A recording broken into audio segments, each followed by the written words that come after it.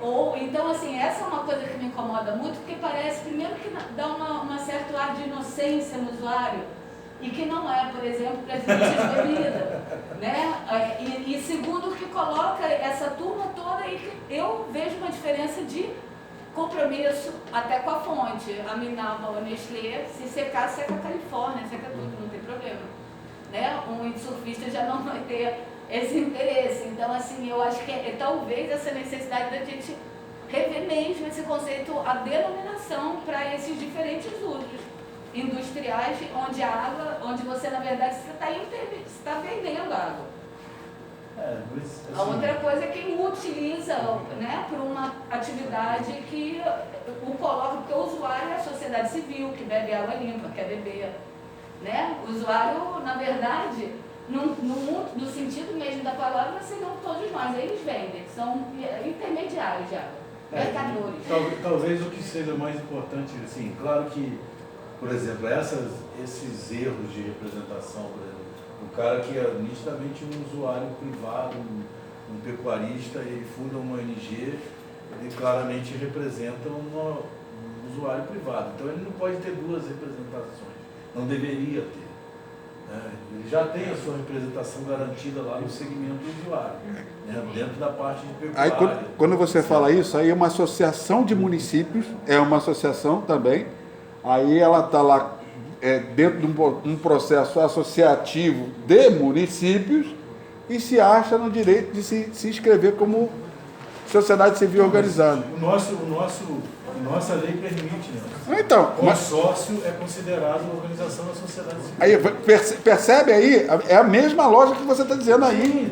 Sim, de desvio de finalidade, de representação. A gente precisa de ter essa definição. Agora, mas o principal é isso. Aí uma Firjan. O principal é exatamente a questão de quem representa o quê. Isso que eu acho que, assim, talvez se a gente ficar nesse embate jurídico, o que é cada um, a gente vai se perder, porque inclusive advogado a gente sabe que, né, o sujeito arruma muitos conceitos para tudo, que não tem nenhum advogado aqui, então não estou ouvindo, mas ele arruma conceitos e a gente, quer dizer, assim, então acho que a questão, eu acho que no fundo, eu acho que tem que ser, deveria ter uma clareza maior para todos nós, é a representação. Quem claramente, porque às vezes também é aquela história, né? Tudo pode ser, mesmo uma organização da sociedade civil, ninguém pensa igual, né? Por isso que eu acho que tem que estar clareza quem representa o quê, porque esse que é o problema. Ninguém, em tese, se a gente fala de um comitê de bacia tem que ser paritário, aí se alguém tem uma maioria, ok, a lei 9433 diz que tem que ter 40% de usuários, né? Dentro do... Mas é usuário, não quer dizer que seja usuário privado. É lei da onde? No Rio de Janeiro tem que ser... Não, a lei federal, os comitês federal, de bacia de Rio de Domínio da União, o usuário é 40%, é cravado. 40%. Nos estados, cada comitê estabelece no seu regimento interno essa paridade. Não, tem estado que é assim, tem estado que diz que é paritário mesmo. Tem diferenças, inclusive. Mas vamos voltar aqui e... Bem, como eu disse, a base do nosso conceito de governança é a partir também do nosso modelo de gestão descentralizada e participativa.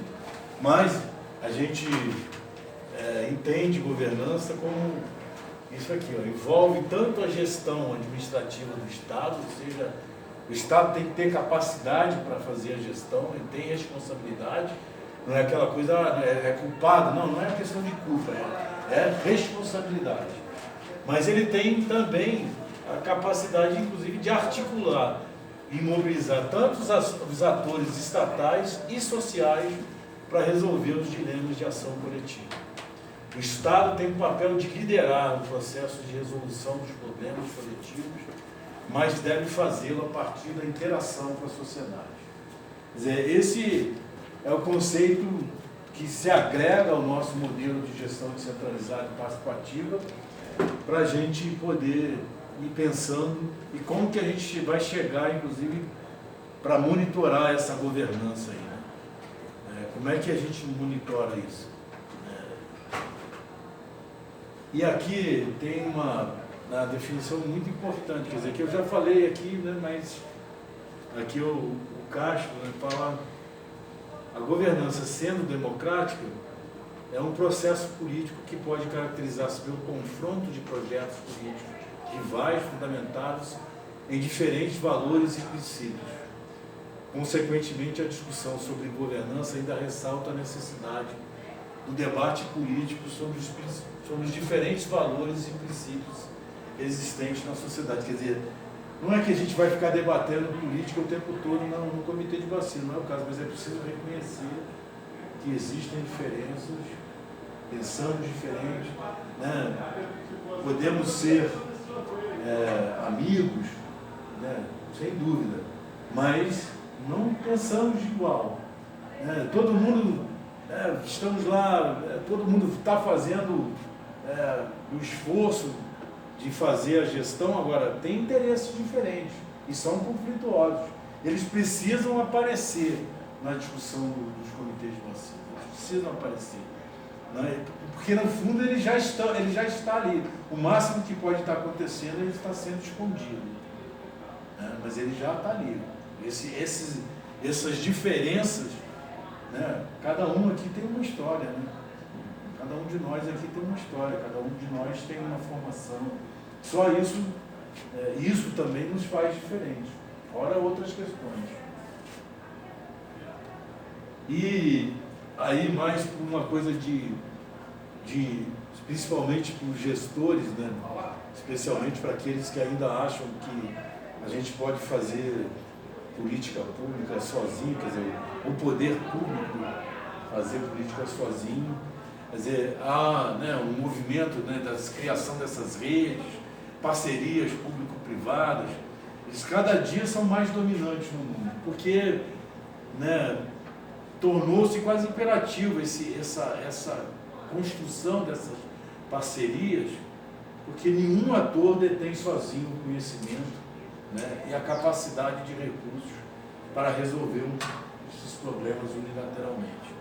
Quer dizer, não tem, né, quando o Alexandre vai lá lá no Altamira, vai lá no riozinho lá, aí chega lá, está lá contaminado o rio, quer dizer, como é que o Estado tem capacidade, né, no tamanho? Imagina, o pessoal até falava que, por exemplo, o comitê de bacia na Amazônia tem uma discussão, né, na região norte, porque as bacias são enormes, né?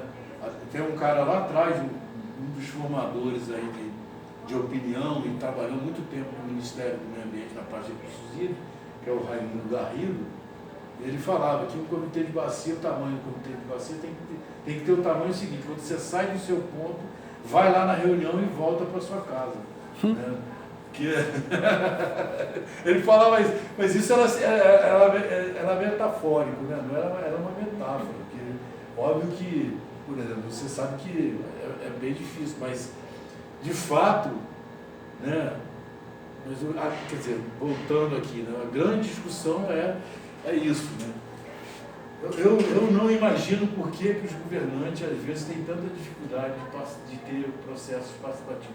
Imagine a riqueza que é isso, né? Aqui cada um de nós tem uma experiência, um conhecimento, como que essa troca nos faz bem, né? Para chegar, imagina a gente colocar um problema aqui. Vamos construir a solução desse problema? Quem não quer ajudar na solução de um problema? Eu tenho uma teoria disso. Pode falar. A principal de tudo é a questão política em si mesmo. Porque a partir do momento que o gestor começa a praticar, chamar a população a participar, a falar, a dar sua opinião, ele está dando empoderamento para aquela população. E isso tira o poder dele. Acho que ele acertou. Até a forma, até o termo usado é empoderamento. Empoderamento significa que alguém com poder está dando poder a outro. Né? Então, na realidade, até a gente foge desse termo, né? Porque o poder tem que vir das pessoas. Né? Mas o poder vem das pessoas. Tem que vir das pessoas. As pessoas precisam ser, de uma certa forma, qualificadas para exercer seu poder. Né? Então esse que é o grande lance. Aí a gente volta àquela questão cultural ali que falamos de manhã, né? Que é exatamente isso que você traz agora, porque por isso que não é simples fazer com que o comitê de bacia, de fato, faça aquilo que ele foi chamado para fazer, a gestão da bacia. Se a gente fizer um estudo dos membros, né, assim, perfil, um estudo de perfil de membros de conselhos e de comitês, além desse, o senhor falou da questão Da informação? dos pós-graduados, né, eles sempre têm ligação com algum poder político. Não são pessoas colocadas aleatoriamente, a Associação de Agricultor faz uma eleição. Não. Pelo menos na realidade que eu vivo, isso é muito raro acontecer. Não, é isso, mas é aquilo ali, né, da questão... Tem viés político por trás para manipular aquelas decisões ali tomadas. Isso até a gente tem que pensar, por exemplo, em estruturas como a própria AGEVAP, né? As agências de bacias e mesmo os estudos dentro das universidades podem nos trazer muitos mecanismos e técnicas para a gente poder cada vez diminuir esses aspectos para uma tomada de decisão. Porque eles estarão sempre presentes. Eles estarão sempre presentes. Seja de um lado, seja do outro. Não adianta a gente falar... porque eu particularmente não acredito na coisa... técnica separada da política. Não tem como. Não existe. Existe a técnica, o cara técnico tem posicionamento político e tem direito de ter, inclusive. A questão é que a política não alinha a técnica nas tomadas de decisões para uma melhor gestão. Eu acho que também é o seguinte, acho que a política se rende a interesses comerciais financeiros. Talvez mais até do que olhar de evitar o empoderamento de uma escolha de uma participação, eu acho que é aquela coisa de passar o pano para um interesse econômico, enfim, e aí não é a política, são os políticos, né? Porque é isso, a gente tem que ter o cuidado de ver que, na verdade, a gente está falando de acesso a recursos naturais em tempos de escassez. Não tem como não achar que a política, que isso passa pela política, né? E também mas aí eu acho que na verdade nas falhas assim eu vejo essa situação de subordinação da política aos interesses financeiros que são os usuários. Aí fica aquele negócio ali que no final... Sem dúvida, porque até tem realmente, às vezes, o próprio representante do poder econômico, em diferentes lugares, às vezes eles entram no comitê não para o comitê andar, mas para poder vigiar. Claro, é o que a gente vê da coisa do imperador, gente. Então, dando nome aos bois. Agora, tudo isso tem que ser... A questão é que tem que ficar claro, né? E é claro que tem que ser resolvido também isso. Bem, a governança prepara a gestão, né? Se a gente tem governança, a gente tem gestão. Então, essa é a relação direta. Obviamente, assim, ajuda, colabora, não quer dizer que vai ser perfeito, não é isso, mas ajuda. Então, como é que começa aqui a história de como é que começa tanto a construção do observatório como do guia de monitoramento da governança.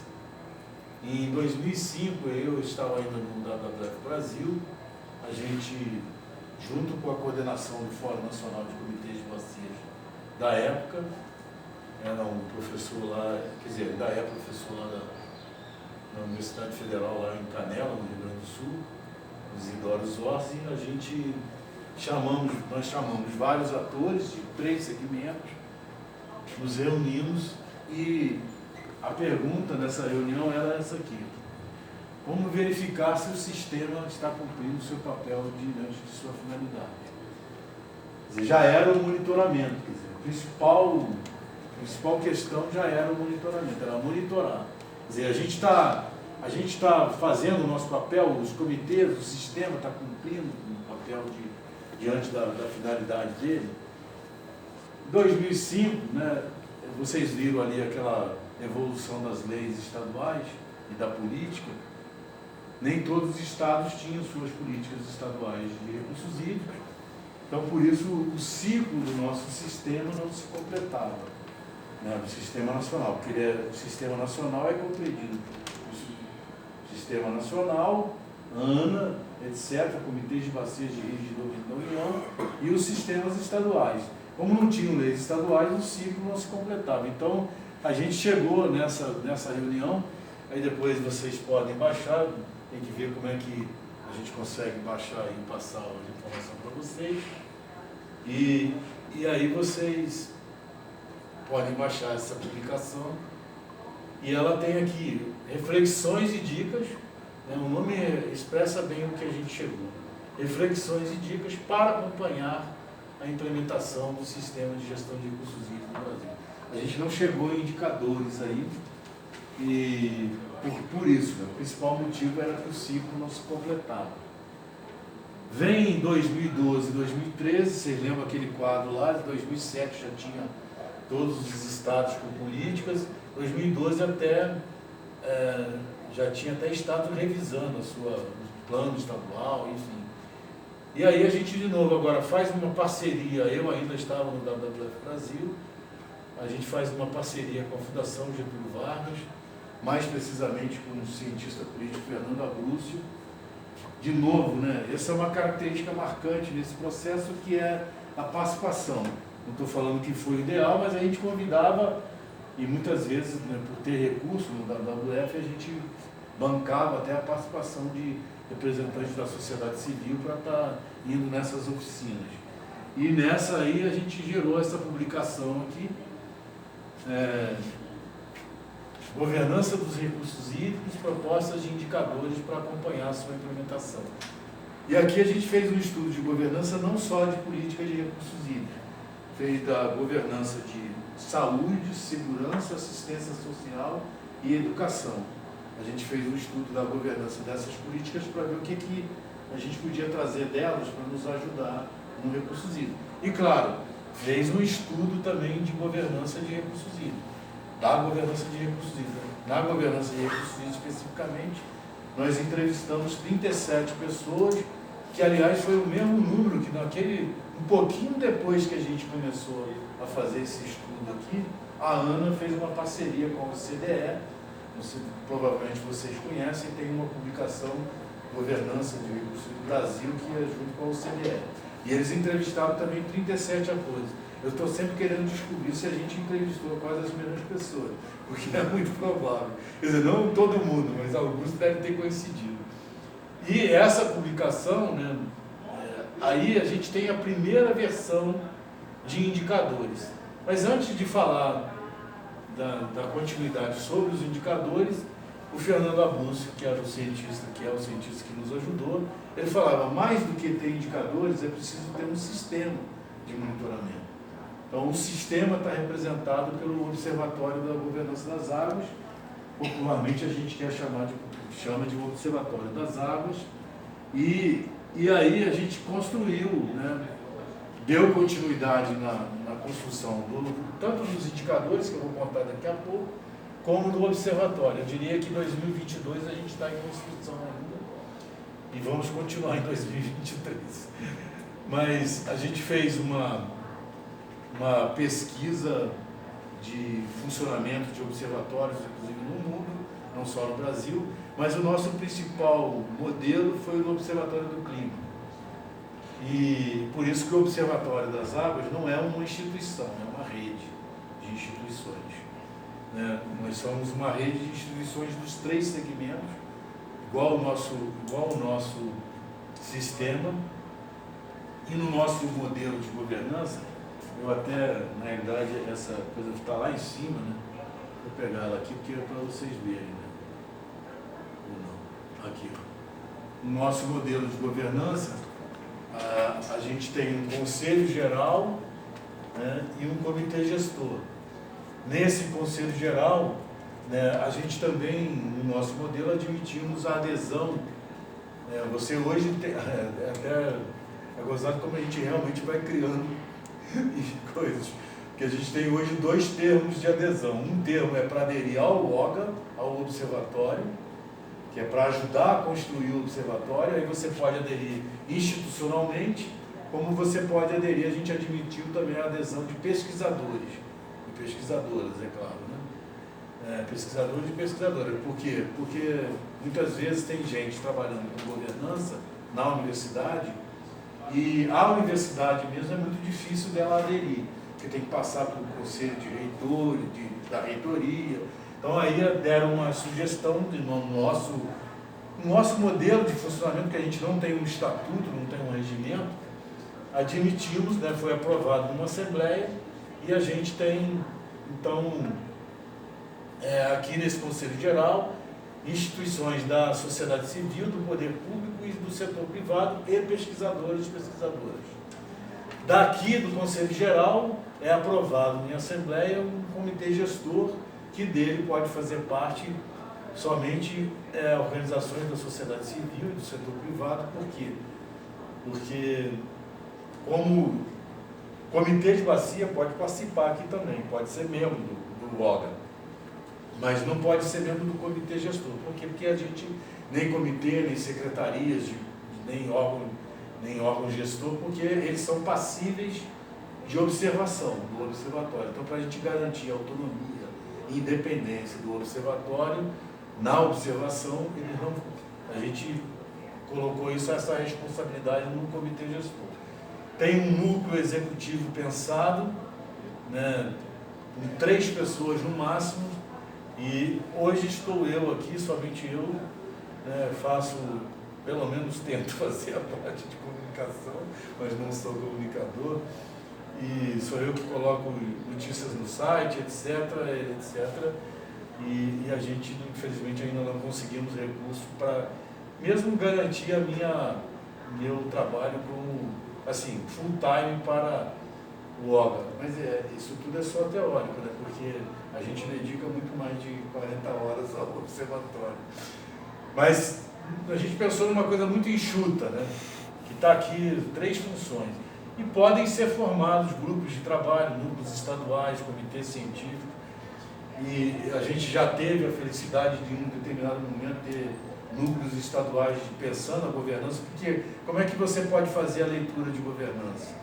É governança de cada estado também, né? E você pode então ter ali pessoas que estão no OGA, fazer, no Rio de Janeiro já teve 21 núcleos estaduais formados, já tivemos, mas só que o dia a dia, as pessoas têm muito a fazer, aqui é um trabalho, seria mais um trabalho voluntário, e aí vai, infelizmente, vai fazendo, e hoje a gente não tem nenhum, na realidade, nenhum núcleo estadual funcionando.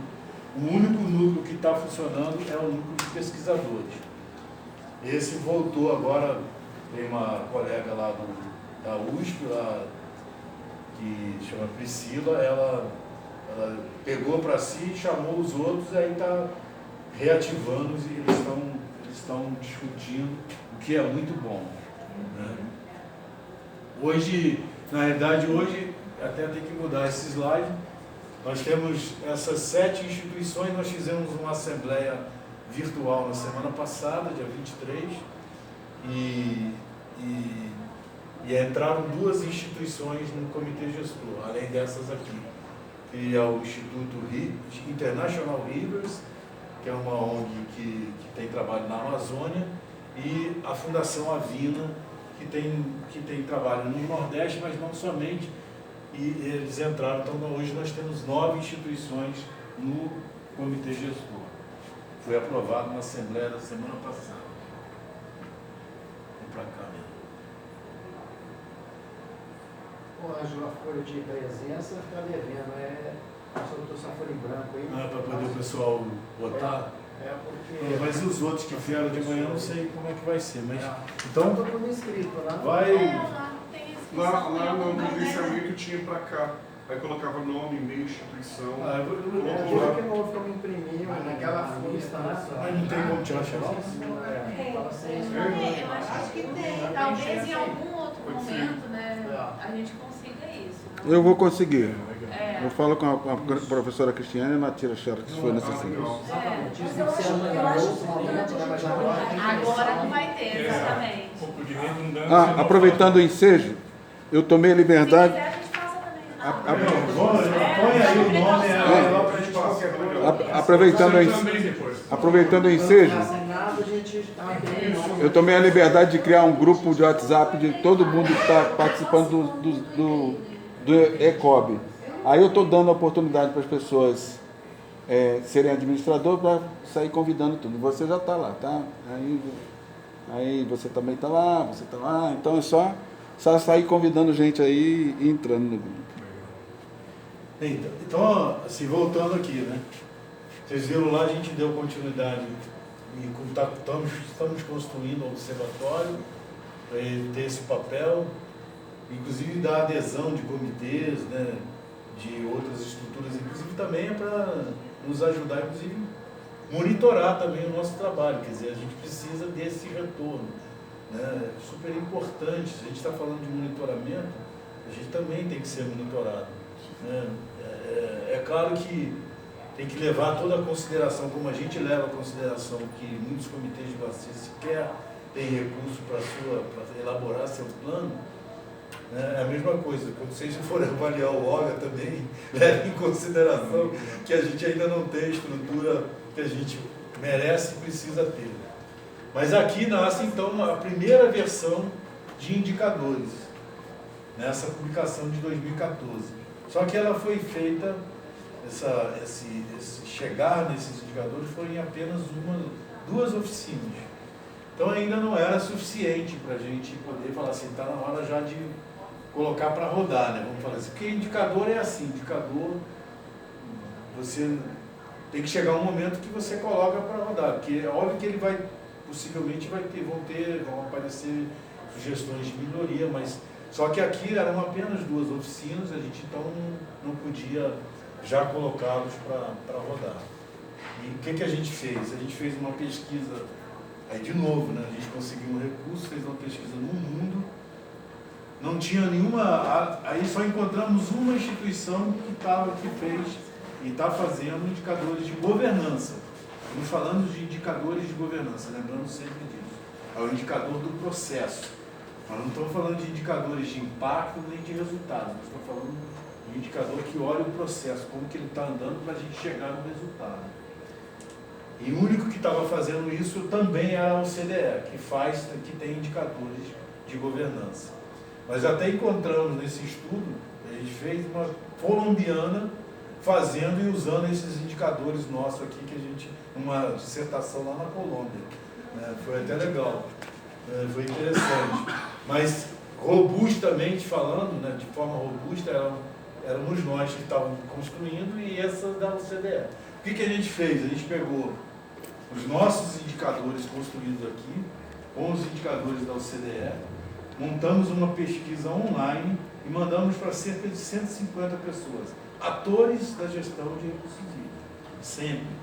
E claro, alguns especialistas em indicadores também, porque a gente também tinha que ter esse olhar. Mas tem uma coisa muito importante aqui.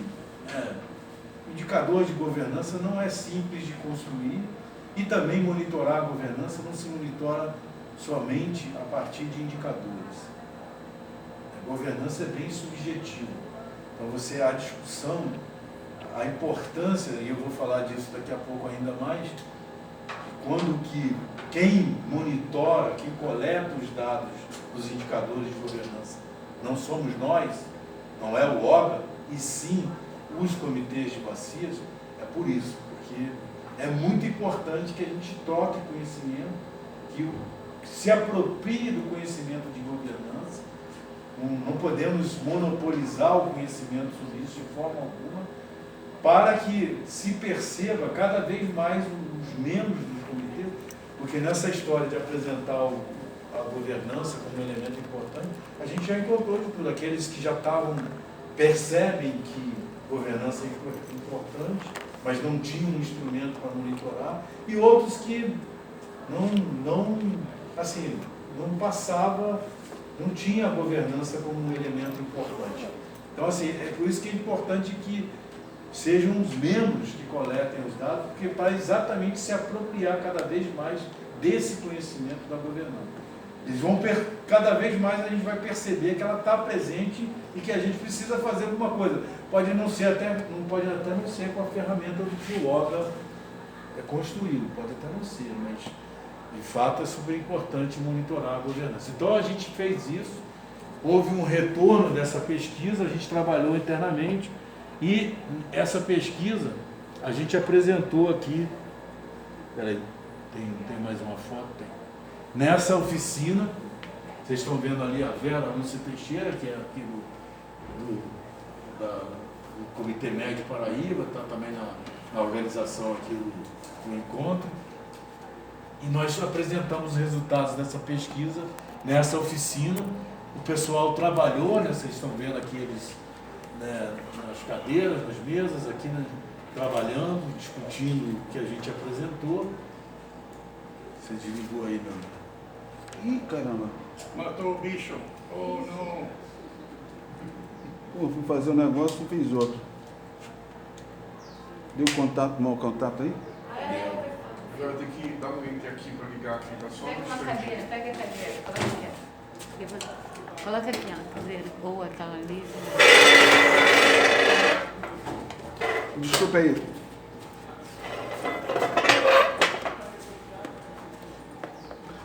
Dependência energética. Mas de qualquer forma, daqui a pouco vai aparecer ali a foto de novo, né? A gente então apresentou esses indicadores e nessa oficina o pessoal trabalhou, a gente voltou para dentro do comitê gestor, pegou o resultado dessa oficina, trabalhamos e antes de acho que tem que apertar mais uma vez, será que não? Talvez. É porque ele já entrou no modo De arrefecimento aí. E antes de colocar para rodar a oficina, os indicadores, a gente ainda fez oficinas em 3 comitês de bacias.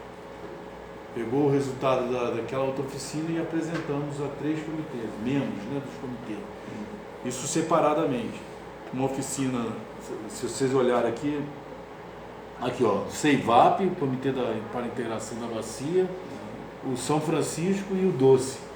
Nós apresentamos e fizemos ele. Aí ele foi um test drive dos indicadores. Sim, foi um test drive dos indicadores para eles olharem para os indicadores, para o protocolo e ver assim, falta alguma coisa. Lembrando que a ideia aqui é que os indicadores